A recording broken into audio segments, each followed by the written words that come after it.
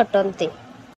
ପୂର୍ବରୁ ଆମେ ଦେଖିଲେ ବର୍ଣ୍ଣ କ'ଣ, ସ୍ୱର ବର୍ଣ୍ଣ କ'ଣ ଏବଂ ବ୍ୟଞ୍ଜନ ବର୍ଣ୍ଣ କ'ଣ ଏବଂ ସେଗୁଡ଼ିକର ପ୍ରକାର ମଧ୍ୟ ଦେଖିଲେ। ଏବେ ଆମେ ଦେଖିବା ମାତ୍ରା କ'ଣ। ତେବେ ଅ ଏହାର କୌଣସି ଚିହ୍ନ ରହେ ନାହିଁ। ଆକାର ଯୁକ୍ତ ହେଲେ ବ୍ୟଞ୍ଜନ ବର୍ଣ୍ଣର ହଳନ୍ତ ଚିହ୍ନ ଲୁପ୍ତ ହୁଏ। ଯଥା ଅ, କ ହଳନ୍ତ କ ଯୁକ୍ତ ଅ ସମାନ କ, ଖ ହଳନ୍ତ ଖ ଯୁକ୍ତ ଅ ସମାନ ଖ, ଗ ହଳନ୍ତ ଯୁକ୍ତ ଅ ସମାନ ଗ ଇତ୍ୟାଦି। ଆ ଆକାର କ ହଳନ୍ତ ଯୁକ୍ତ ଆ ସମାନ କ ଆକାରେ କା, ଖ ଯୁକ୍ତ ଆ ଖ ଆକାରେ ଖା, ଗ ଯୁକ୍ତ ଆ ସମାନ ଗ ଆକାରେ ଗା ଇତ୍ୟାଦି। ଇ ଯୋଉଟାକୁ ହର୍ଷ ଇକାର କୁହାଯାଏ, କ ଯୁକ୍ତ ଇ ସମାନ କ ହସେଇକାର କି, ଖ ଯୁକ୍ତ ଇ ସମାନ ଖ ହସେଇକାର ଖି, ଗ ଯୁକ୍ତ ଇ ସମାନ ଗ ହସେଇକାର ଗି ଇତ୍ୟାଦି। ଦୀର୍ଘ ଇ, କ ଯୁକ୍ତ ଦୀର୍ଘ ଇ ସମାନ କ ଦୀର୍ଘଇକାର କି, ଖ ଯୁକ୍ତ ଦୀର୍ଘ ଇ ସମାନ ଖ ଦୀର୍ଘଇକାର ଖି, ଗ ଯୁକ୍ତ ଦୀର୍ଘ ଇ ସମାନ ଗ ଦୀର୍ଘଇକାର ଗି ଇତ୍ୟାଦି।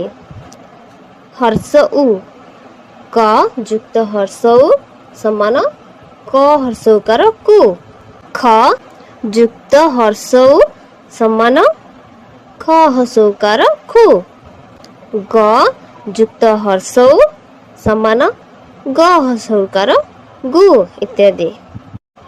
ଦୀର୍ଘ ଉ, କ ଯୁକ୍ତ ଦୀର୍ଘ ଉ ସମାନ କ ଦୀର୍ଘ ଉକାର କୁ, ଖ ଯୁକ୍ତ ଦୀର୍ଘ ଉ ସମାନ ଖ ଦୀର୍ଘ ଉକାର ଖୁ, ଗ ଯୁକ୍ତ ଦୀର୍ଘ ଉ ସମାନ ଗ ଦୀର୍ଘ ଉକାର ଗୁ ଇତ୍ୟାଦି।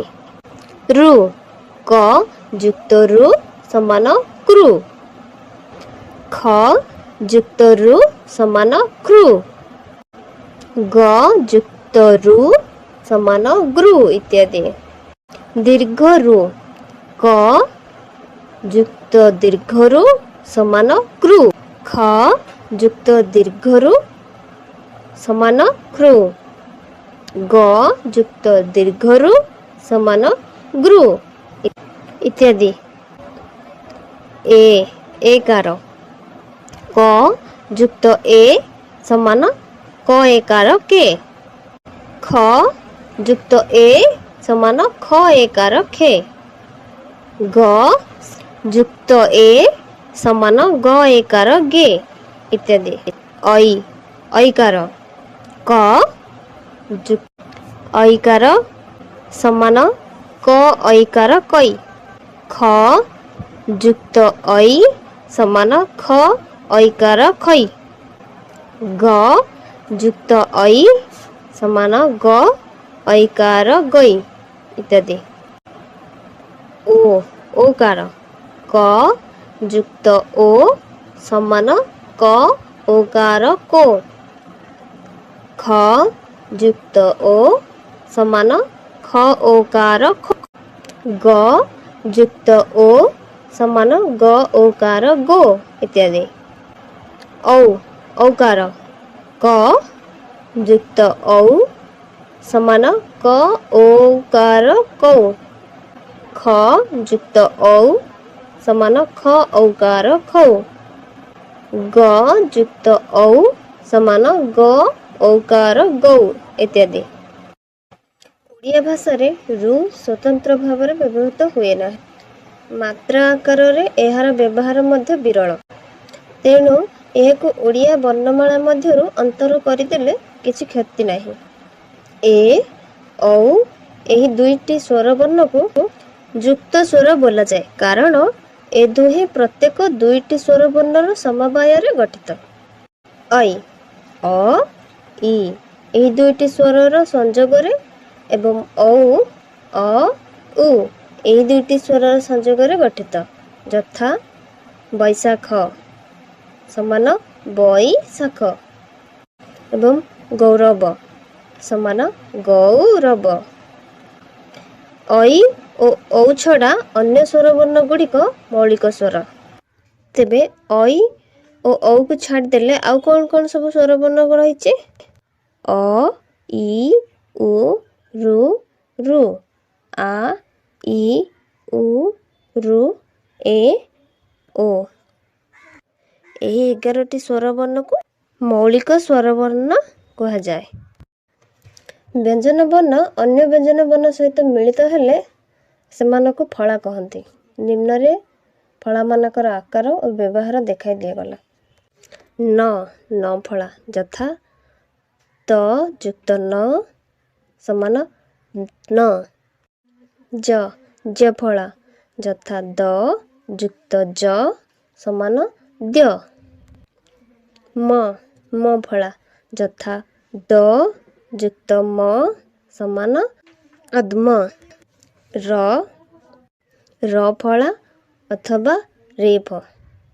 ର ବ୍ୟଞ୍ଜନ ବର୍ଣ୍ଣ ପରେ ଯୁକ୍ତ ହେଲେ ର ଫଳା ହୁଏ, ଯଥା କ ଯୁକ୍ତ ର କ୍ର। କିନ୍ତୁ ବ୍ୟଞ୍ଜନ ବର୍ଣ୍ଣର ପୂର୍ବରେ ଯୁକ୍ତ ହେଲେ ରେଫ ହୁଏ, ଯଥା ର ଯୁକ୍ତ ହ ସମାନ ଅରହ। ଲ ଫଳା ଯଥା କ ଯୁକ୍ତ ଲ ସମାନ କ୍ଲ। ବ ଫଳା ଯଥା ମ ଯୁକ୍ତ ବ ସମାନ ମ୍ବ। ୱ ଫଳା ଯଥା ହ ଯୁକ୍ତ ୱ ସମାନ ୱ। ଡ ଢ ୟ ଳ ଏହି 4ଟି ବ୍ୟଞ୍ଜନ ବର୍ଣ୍ଣ ସ୍ୱତନ୍ତ୍ର ବର୍ଣ୍ଣ ନୁହନ୍ତି। ଏମାନେ ଯଥାକ୍ରମେ ଡ ଢ ଜ ଳ ର ରୂପାନ୍ତର। ଡ ଢ ପଦର ଆଦ୍ୟରେ ବ୍ୟବହୃତ ହୋଇପାରନ୍ତି। ଅନ୍ୟତ୍ର ରହିଲେ ଏମାନେ ଡ ଏବଂ ଢ ଆକାରରେ ଉଚ୍ଚାରିତ ହୁଅନ୍ତି, ଯଥା ଡଙ୍ଗା, ଢମ, ଢପ, ଗଡ଼, ପଇଡ଼, ମଢ଼, କଢ଼।